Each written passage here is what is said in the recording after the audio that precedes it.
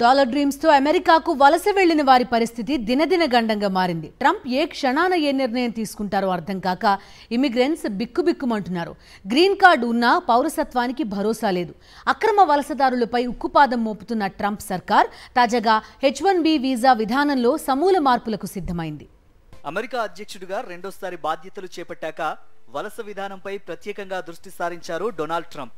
దేశంలో అక్రమంగా ఉంటున్న వారితో పాటు ఇతర దేశాల నుంచి అగ్రరాజ్యానికి వచ్చే వారి విషయంలోనూ కఠినంగా వ్యవహరిస్తున్నారు. ఈ క్రమంలోనే H1B వీసా జారీ ప్రక్రియలో మార్పులు చేసేందుకు సిద్ధమైంది ట్రంప్ యంత్రాంగం. మరింత పారదర్శకత కోసం కొత్త విధానం తీసుకురావాలని నిర్ణయించింది.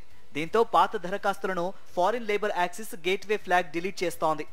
తాజా ఆదేశాల ప్రకారం మార్చి 20 నుంచి 5 ఏళ్ల కంటే పాతవైన అన్ని రికార్డులను సిస్టమ్ నుంచి తొలగించనున్నారు.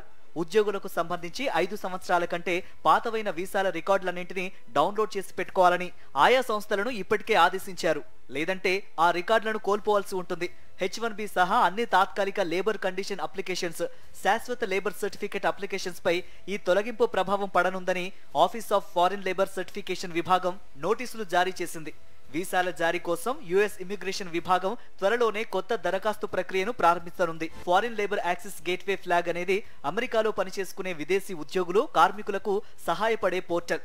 H1B, H1B1, H2A, H2B, E3 వీసాలు, శాశ్వత కార్మిక ధృవీకరణ దరఖాస్తులు ఇందులో సేవ్ చేసి ఉంటాయి.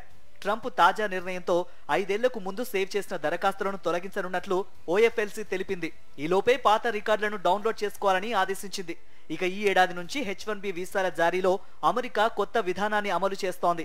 ఇకపై ఒక అభ్యర్థి మల్టిపుల్ అప్లికేషన్స్ పెట్టుకున్న ఒకే దరఖాస్తుగా పరిగణించనున్నారు.